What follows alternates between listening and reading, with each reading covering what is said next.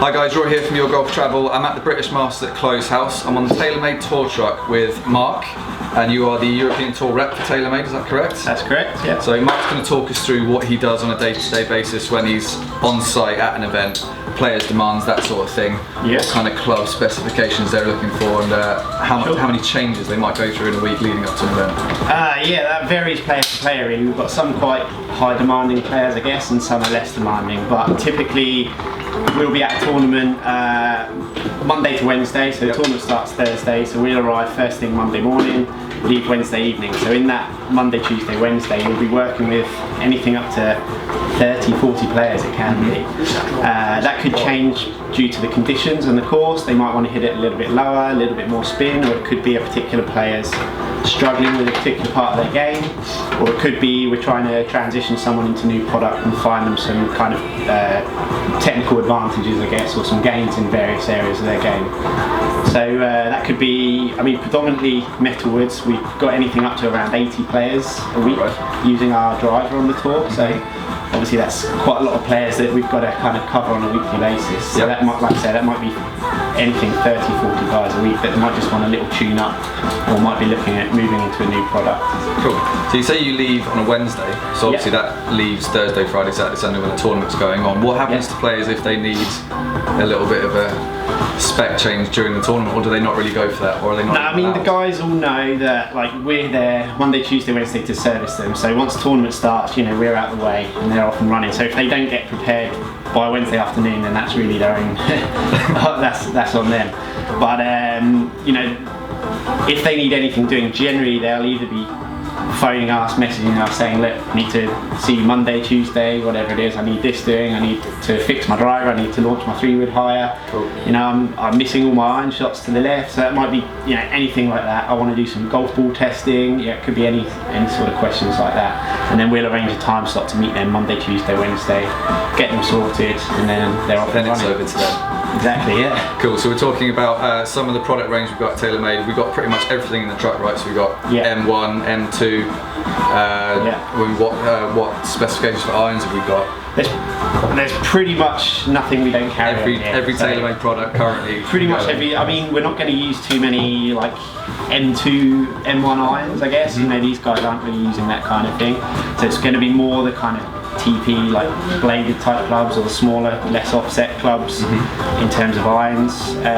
But yeah, you name it, we've got it on here. Obviously we've got the shaft rack, which Sam can talk you through a little bit later. I don't know how many hundreds of shafts we carry there, but there's pretty much no spec on here that we can't find for a player out there. Cool. So we know you're a massive Rory fan. We know he's using M2 driver, is that correct? That's correct. So we're going to go on to now to Mark's colleague Sam, who's going to show us what he might do when he's building a driver for Rory. So I moved on to Mark's colleague Sam, and he's going to take us through how he builds a driver for Rory McIlroy. He's got the specs on his desk here. We've got a scooter on in the background. So yeah, take us through it. So basically the reps will come onto the truck. They use that side of the truck. This is where the techs will sort of operate. So this is basically our office in here. So the spec will get written out into this sort of shape here. Yep. So we'll have like the loft, what sort of lie he wants it on, what head it is, what shaft, the length, the grip. So basically on tour we try to build to a zero tolerance. So everything, what it says on the head, is pretty much exactly what he's gaming. So we're going to go ahead and build a backup driver for Rory. So he's got a good one that works at the moment.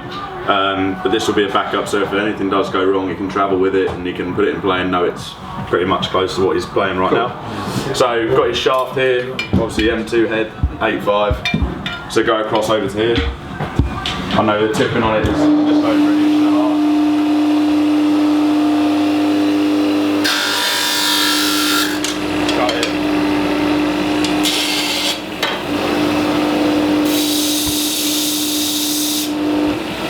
Just got that ready, so when I go to glue it in the head, it's got something the glue can actually get a bit of traction onto.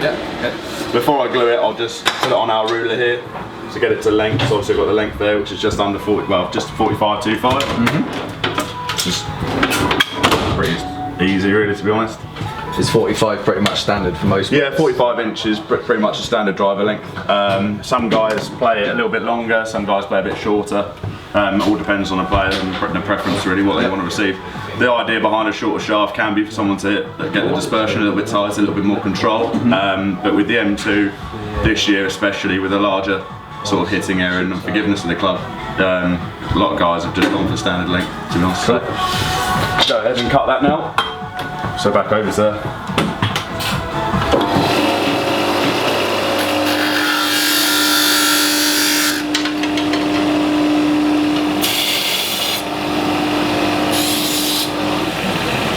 Just got to double check that, make sure it's all right.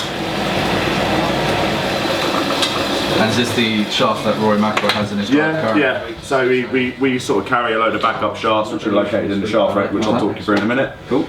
So we just have backups for each player. So like you were saying with Mark earlier, if there was a breakage or whatever, at least he has loads of shafts on here that he can get on week, you know, whenever he. So the States obviously have his shaft as well. So if he's playing Europe, playing the States, he's got everything sorted. Cool. So that's all cut to length. I know it's good length. So just use a 2-part glue here. This feeding just helps centralise the shaft, so you don't get it in at a different angle, whatever. So you just mix it up until it starts to sort of change colour a little bit. Bit of glue in there. Then obviously just line up the shaft graphics at the back.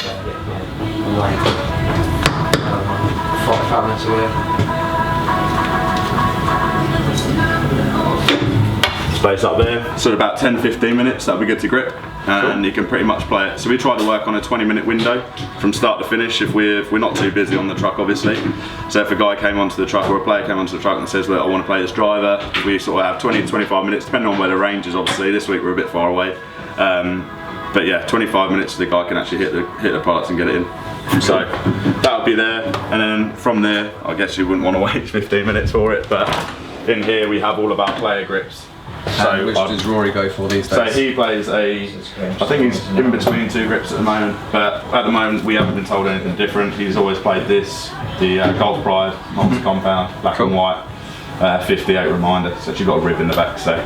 Cool. But this is all of our stuff in here for Rory. All of our players is all labelled up, so we've got Rahm. So when the guys come over, we've got everyone's grip. Who's the Prince? Darren Clark. Alright. Yeah. He goes through so many grips, so we always good stuff. We always keep a good supply on there for him. So we're just going to go through the shaft rack now. I can see, as you can see here, there are literally countless options. Yeah. So talk us through what players might be looking for here. So basically we have all of the main shaft manufacturers. So you've got like Mitsubishi, Fujikura, Graphite Design, Budget X, True Temper. So they all try to give us good supply. So we've got different players. They all swing it different out here. They all swing it different, you know, speeds or whatever. All strike it differently.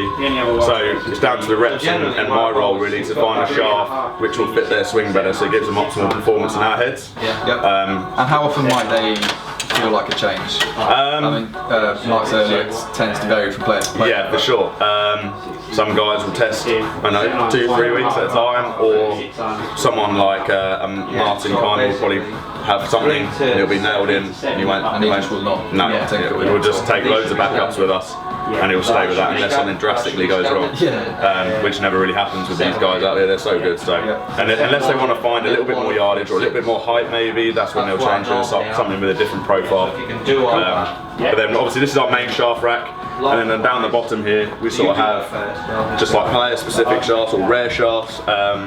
So obviously we've got the Rory shaft, obviously we built earlier, and then the DJ Blazey black KBS wedge shafts. So we just try to keep them on there, just in case these guys come over at like a British at the Open or any European Tour event. We'll just try and make sure that we've got the right stuff. Cool. And I can also see down here we've got a little treasure trove of heads. How popular is the M2 among the players at the moment? I mean, only you've got M1 and M2. Yeah, is there an even split or? Yeah, maybe. At the beginning of the year, I'd say that the 440 M1 was doing really well with some of our guys. But I'd probably say now it's probably moving towards an M2. Yeah, I've noticed that when I watch golf on TV. Yeah, I think like last year we had our M2 in 2016. It was obviously a very good product for players. They just thought, oh, you know, we'd wait for the M2 2017 to come out, and then we've had quite, you know, with even at retail, I think the off-centre hits are great on it. So we've had a lot of people on tour using it. Sergio's obviously winning with it. Rory's playing it. So I mean, it's a great product, and as you can see by the draws, this week we've taken a hit on it. So everything's component form on the truck. So we build everything from scratch. And this is basically where we keep it all in these drawers on the side here. Cool. Thanks very much for your time, Sam. Thanks to Mark as well. I'm going to go out on the course now and see what these players get up to with the clubs these guys are building for them. These are your standard